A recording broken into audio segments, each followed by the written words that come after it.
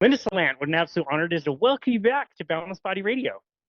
Thank you so much, Casey. I love talking to you, and I really do appreciate you having me back on. Thank you.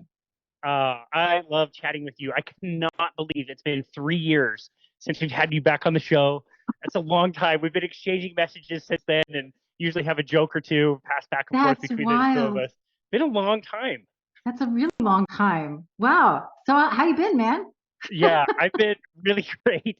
You look awesome as well. Happy as ever. I love following your account on Instagram and seeing all the delicious photos and you doing dancing all over the place. And it's just super cool. And I do have to say, we mentioned episode 126. That was a kind of a beginner's guide to carnivore. I went back and listened to that again. I've listened to that episode several times. I went back and listened again in preparation for this conversation. Not to toot our own horns here, but I have to say, I think we did a pretty good job. And I will stand by pretty much anything that we said in that episode. I would recommend anybody go back and check that out. So we did okay. Great? Oh, that's awesome. I'm so glad to hear that. I mean, it's great when what you say does not need to change because you said the wrong things. I'm glad we're sort of like staying consistent with the message.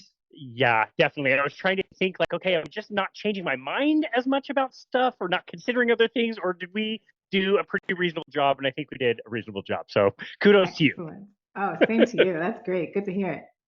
So let's get an update with you. It's been 3 years. We talked last time about your own personal story and how you found the carnivore diet and all of that. Like, where are you today as far as your eating? Are you still carnivore? Is it still something you preach and practice and coach? Where are you at with all that stuff today? Yeah, so absolutely, I'm still carnivore. I think some people would probably want to argue some nitty-gritty points with me because I put tomato paste and stuff. I use seasonings, but I still consider myself carnivore. It's been 9 years, like you said, and I'm very happy doing it. I'm very happy sharing about it, and it's working out really well for me. I've seen some really nice improvements in what I had wanted to work on. I'm sort of like the slow and steady approach to stuff, right? And like when I say like I'm working on body comp, I'm in it for the long run. And so it has been a slow process, but I have been trending in a great direction for quite some time now. And we can talk about how I deviated off plan. Things went sour for a bit, but now I'm back on and even better. So yeah, I'm sticking with it. Things are going well. I see no reason to go back to any other way of eating.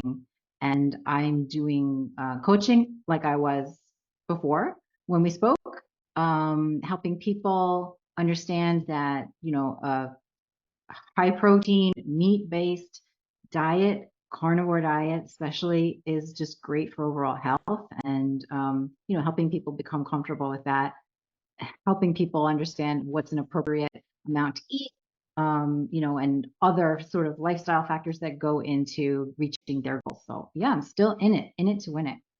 That's awesome. That's really great to hear. Since we're kind of here, I do want to go back and review your personal story and your journey along the way and things that you fixed. I love that you're taking the approach of doing things very long-term and very gradual. I wonder if we can comment on that kind of state of something that you mentioned, like the carnivore that uses a bit of tomato paste, or the level of strictness to say that you're a carnivore or not a carnivore. I've been talking more about this because I'm finding more and more of this in the community, that there seems to be like you have to define your level of carnivory or something, where I always just thought of the animal definition of carnivore is you're eating primarily animal products, and little things might sneak in. Some people might be more strict or less strict.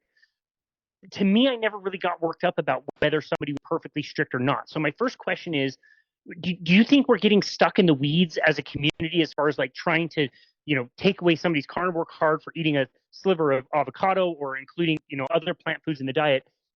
And secondly, I wonder what you think about, kind of the squabbling that seems to be going on when it comes to those really small percentages, when we seem to agree about so many things, but maybe have differences of opinions in other things. What are you observing as far as that goes? So what I think is yes, generally, we don't need to pull anybody's carnivore card for adding in things like avocado. I think it does a disservice. So true, avocado is not carnivore. So if you want to say, I am a strict carnivore, then maybe you have to qualify it, and you have to say, but sometimes I eat avocado and sometimes I eat onion and I like a little paprika, whatever it is, you feel the need to say that. But where I think the disservice there is that not everybody comes to carnivore with an autoimmune disease or a leaky gut or some kind of skin condition that they're trying to heal, right? Or Lyme disease or something where they've got to be so strict. They come to carnivore for health benefits like that I found. They come for, some weight loss and some health benefits sort of jump on board with that, right? And then you can do that with like what I'd call 99% carnivore. Now, there are people out there that have other reasons for coming to carnivore that will say 99% carnivore is torture. Like 100% is where you need to be.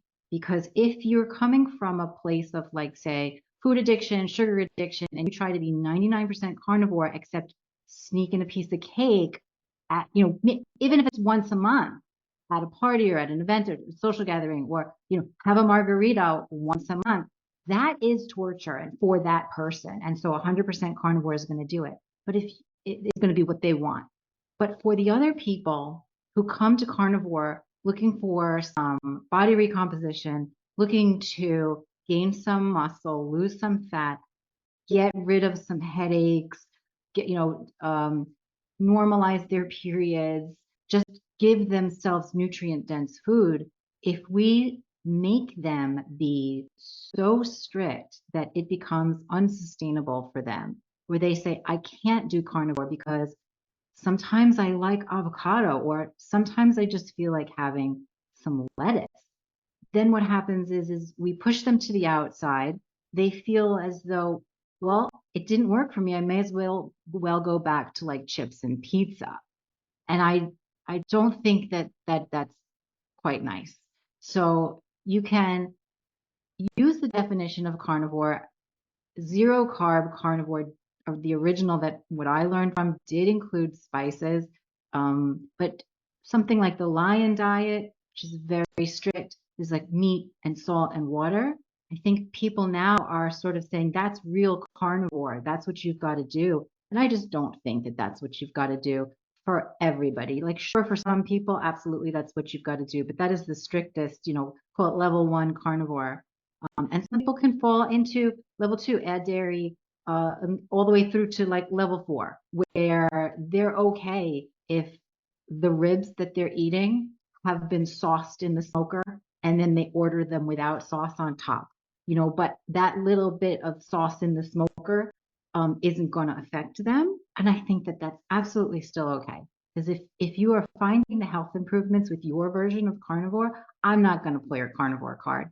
And I don't think that we should be squabbling over something like that. It doesn't make sense to say you're not carnivore because you put that chopped onion in your tuna salad.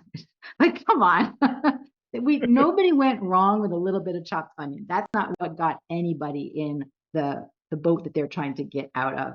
So those little things, like I like to use tomato paste, and I do some Italian style things with tomato, and it works for me. It's fine for me. I'm still on my carnivore journey with my tomato, and I know some people do it with onion. They get a lot of crap for it, and it just seems very silly to argue about some onion or some tomato.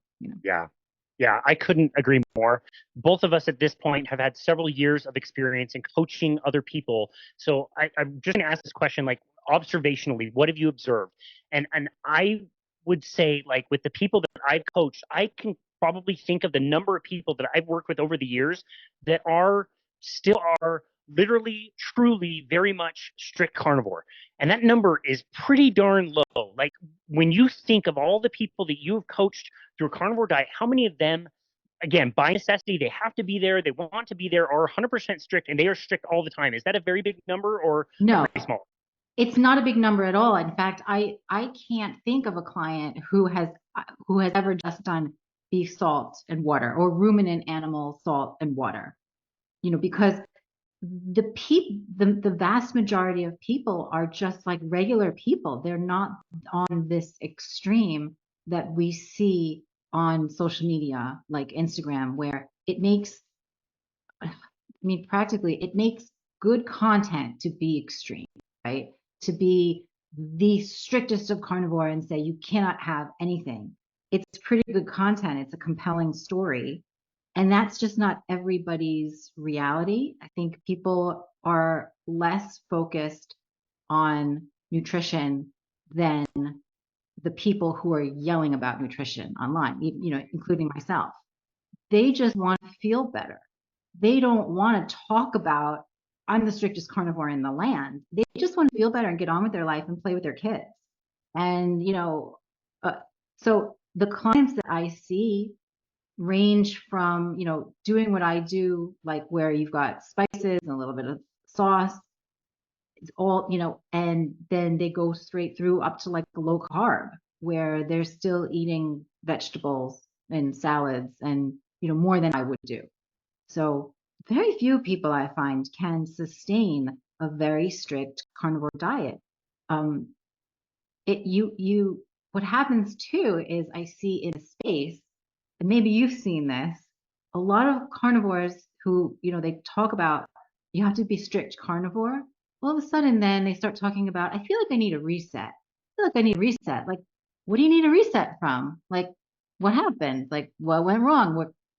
Something went wrong. And if that strictness is causing you to sort of like fall off the wagon and dip into something, that you shouldn't have, then maybe that strictness isn't working for you. And a little bit more of a relaxed approach would keep you from falling off the wagon, dipping into 2 pounds of cheese and needing a reset, Yeah, that's a really, really good point. One other thing I wanted to ask you, I'm hearing about this more, not something that I'm observing. When I see long-term carnivore people, I'm observing people like yourself, people like Dr. Lisa Wiedemann or Dr. Canberry, Dr. Chafee. Like I see people who look incredibly healthy. They don't look like they have any nutrient deficiencies. If they do, I'm not observing how that's like manifesting in their lives. These are very happy, active, healthy people from what I can tell. There's some people that are saying if you go too strict for too long, you will have nutrient deficiencies.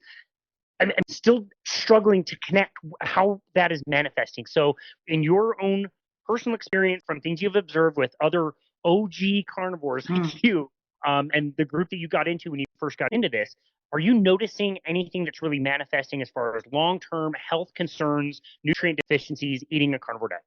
No, I'm not. I mean, the long-term carnivores, I don't believe that they're lying, and I do believe that they are just eating like, ribeyes. Like the Andersons, I do believe are just eating ribeyes.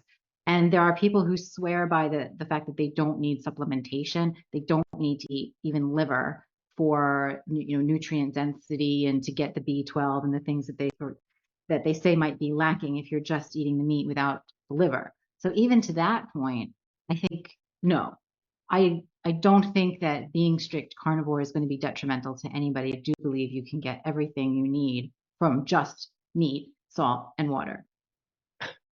I love chatting with you. I have to say, like, you make everything so simple and easy, and we get stuck in these little quarrels about folate deficiencies, and it's like, nah, you're missing the point, or the spices or condiments and all these little things that we get so wrapped up in and then get so defensive about. It's like, no, like, get off of cereal and bread and stop eating pizza every day. Like, there's so many other things that would be such a bigger priority. So I love the way you make things so simple for people.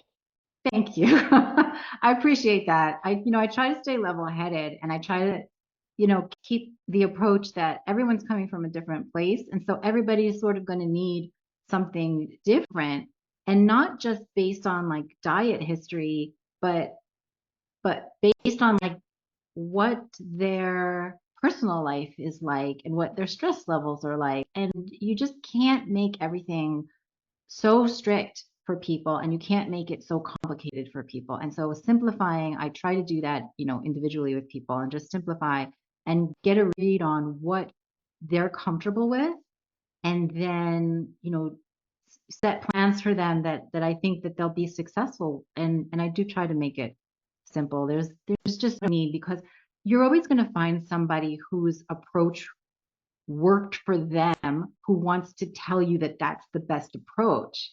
And I've just never subscribed to that. Like the way I do carnivore is so different than the way other people do carnivore, just in terms of like basic macros, like I do higher protein, I do lower fat. And when I say that, people freak out, but it works for me. And I would never say that's the way you have to do it. I say this is a way to do it. Some people have success on other ways, and I'll even coach other ways if it's appropriate for the person. Doesn't have to be complicated or lead to arguments. Yeah.